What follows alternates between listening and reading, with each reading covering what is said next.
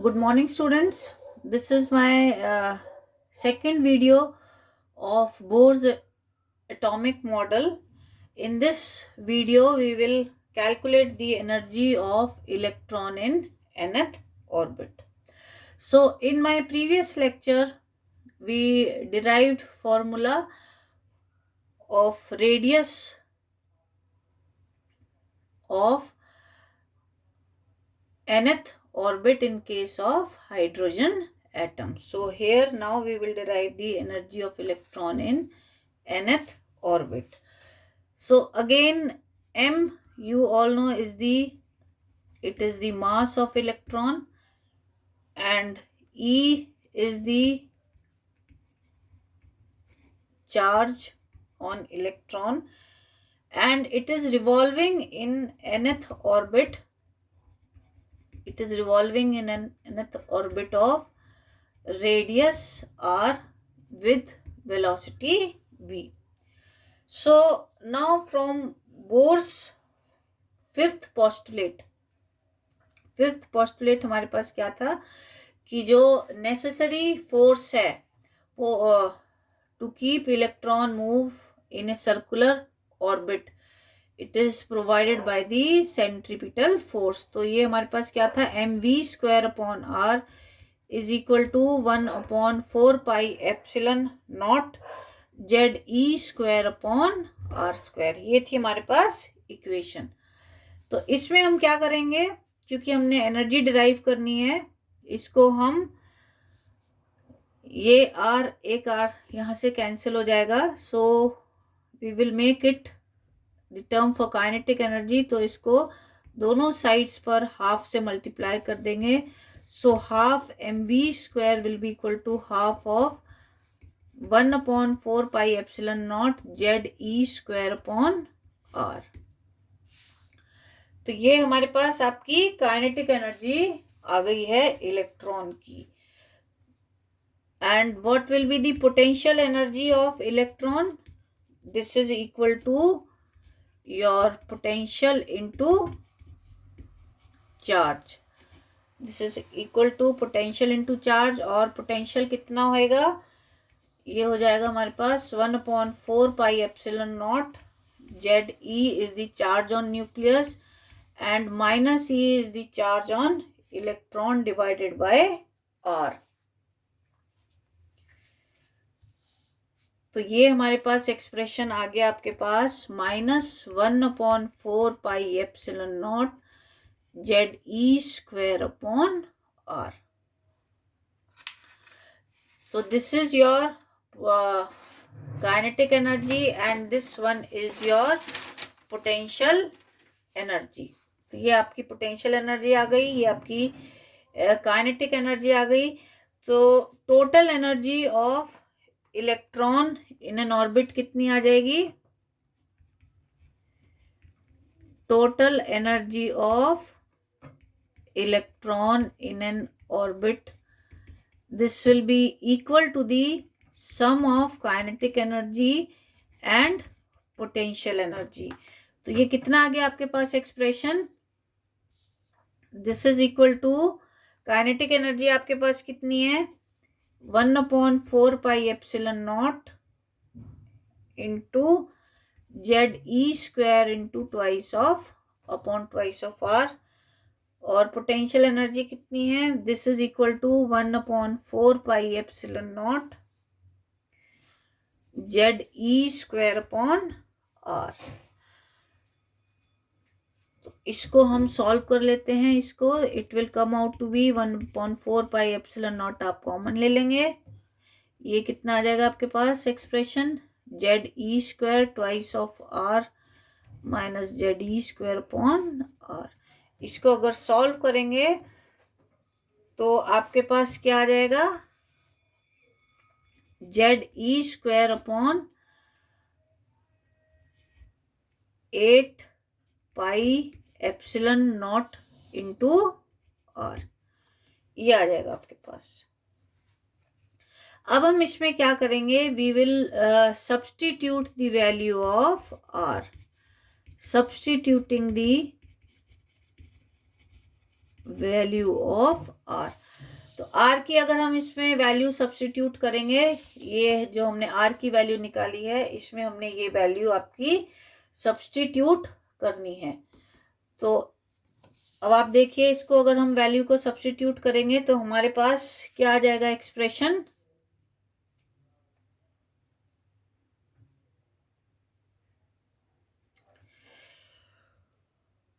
You can write it down as minus, ये आपकी आई है माइनस में, यहाँ पे नेगेटिव साइन रह गया है, तो इसमें देखिए -1/2, इसको आप ऐसे भी लिख सकते हैं -ZE²/4πε0 into twice of are. तो हमने -1/2 इधर ले लिया है, ZE²/4πε0,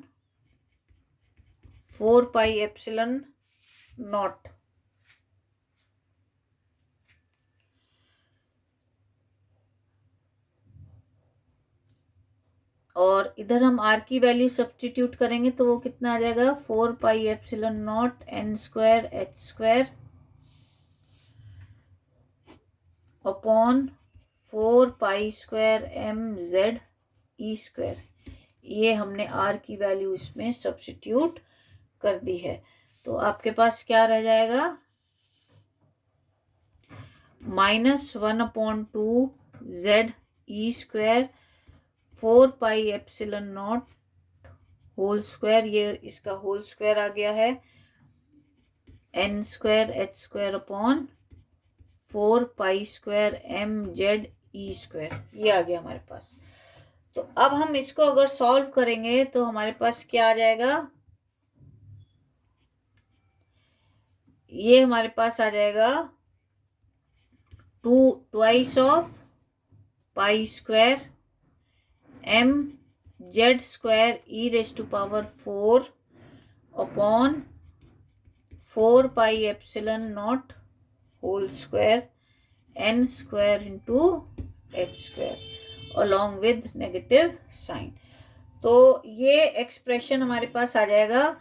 इसमें से अगेन इसको और फर्दर सॉल्व करेंगे तो यहाँ पे ये 16 है, ये आपका कितना रह जाएगा, you will be left with mZ² e⁴ upon 8ε0² n² into h²।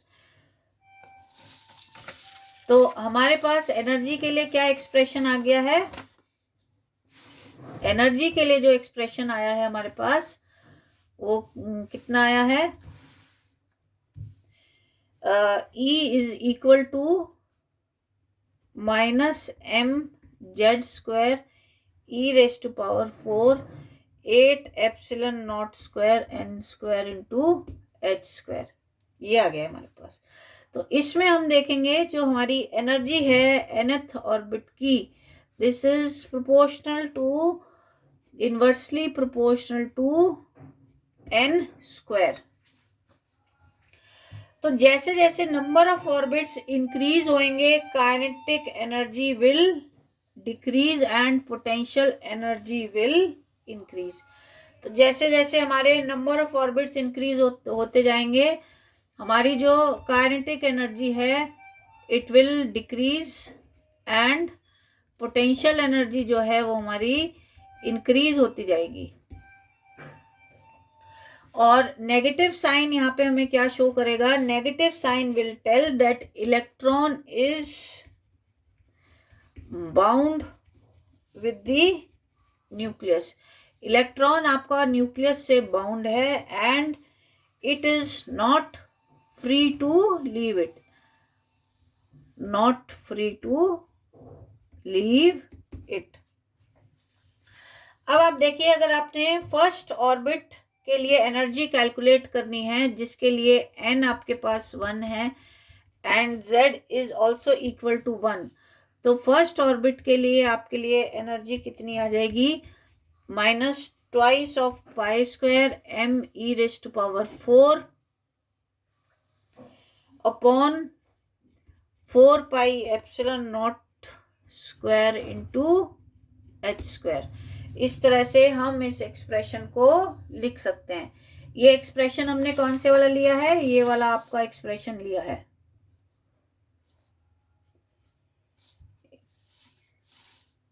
ये एक्सप्रेशन हमने इसमें लेके चल रहे हैं, तो यही हमने यहाँ पे लिखा हुआ है। उसमें z आपका 1 हो गया है और n भी आपका 1 हो गया, तो you are left with this expression. तो इसमें अब आप वैल्यू सब्स्टिट्यूट कर देंगे। ये कितना आ जाएगा, 2 × 3.14 का होल स्क्वायर इंटू 9.1 × 10⁻⁻31 जो कि इलेक्ट्रॉनिक मास है, into 1.6 × 10⁻⁻19 which is the charge of electron. अब ये देखिए आपका 1/4πε0, इसकी स्टैंडर्ड वैल्यू क्या होती है, 9 × 10⁻9। तो इसको हम यहीं ऊपर मल्टीप्लाई कर देते हैं 9 × 10⁻9 के होल स्क्वायर से upon h square. h square कितना आ गया, 6.6 × 10⁻34 होल स्क्वायर। तो इसको जब आप सॉल्व करेंगे तो आपके पास E1 कितना आ जाएगा, -21.7 × 10⁻19 जूल्स। इसको अगर आपने इलेक्ट्रॉन वोल्ट में कन्वर्ट करना है तो आप क्या करेंगे, इसको you will divide it by 1.6 × 10⁻19। ये आपकी इलेक्ट्रॉन वोल्ट में आ जाएगा expression, and this will be equal to -13.6 electron volt. तो आप कैसे लिख सकते हैं, एनर्जी एक्सप्रेशन कितना आ जाएगा, En this is equal to -13.6 upon n square electron volt. ये आपके पास एनर्जी के लिए एक्सप्रेशन आ गया है, energy of your electron in nth orbit. फिर आप n की वैल्यू सब्स्टिट्यूट करके you can calculate the energy for that particular orbit। अच्छा, अब इसमें देखिए जो हमारे पास एक रिडबर्ग कांस्टेंट होता है, ये this is equal to 2π² me⁻⁴ upon 4πε0 का square into c into h³। ये इसकी वैल्यू रहती है रिडबर्ग कांस्टेंट की, and its value is equal to 1.1 × 10⁻7 पर मीटर। तो इसमें हमने क्या करा है, अब अगर आपने एनर्जी की वैल्यू निकालनी है तो इसमें आप क्या करेंगे, ये जो हमारे पास एनर्जी के लिए इक्वेशन आई है, एनर्जी के लिए हमारे पास क्या इक्वेशन थी, ये देखिए हमने पीछे एक्सप्रेशन में निकाला है। Energy this is equal to -2π² me⁻⁴ upon 4πε0 का स्क्वायर इंटू h²। इस एक्सप्रेशन को आप मल्टीप्लाई और डिवाइड कर देंगे बाय hc से। तो इसको आप और कैसे लिख सकते हैं, you can also write it down as En this is equal to -r h into c upon n square। r की वैल्यू कितनी है, r की वैल्यू आपकी अभी बताई है, this is equal to 2π² me⁻⁴ upon 4ε0 square c⁻h³। तो this is the value of h², sorry r। तो En हमारे पास ये भी आ जाएगा, you can also write it down as rhc upon n²। तो En की वैल्यू आप देखेंगे हमारे पास है -13.6 upon n² electron volt. So if n is equal to 1, तो अगर n1 है आपके पास तो E1 कितनी आ जाएगी, -13.6 electron volt. So if n is equal to 2 तो आप क्या करेंगे, E2 कितना आ जाएगा, -13.6 upon 4, this is -3.4 electron volt.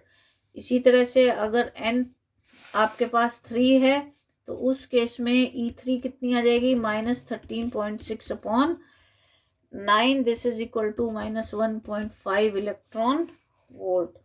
इस तरह से आप कैलकुलेट करते चले जाएंगे and when n is equal to infinite, उस केस में जो एनर्जी रहेगी इट विल बिकम 0। सो इसका क्या मतलब हुआ कि अगर आपका इलेक्ट्रॉन इनफाइनाइट ऑर्बिट में है then its energy will be 0। So this was all how you will calculate the energy of electron in nth orbit। तो इससे नेक्स्ट वीडियो लेक्चर में हम आपका स्टडी करेंगे frequency of radiation and wave number. So this was all about how to calculate the energy of electron in nth orbit in case of Bohr's atomic model. Thank you.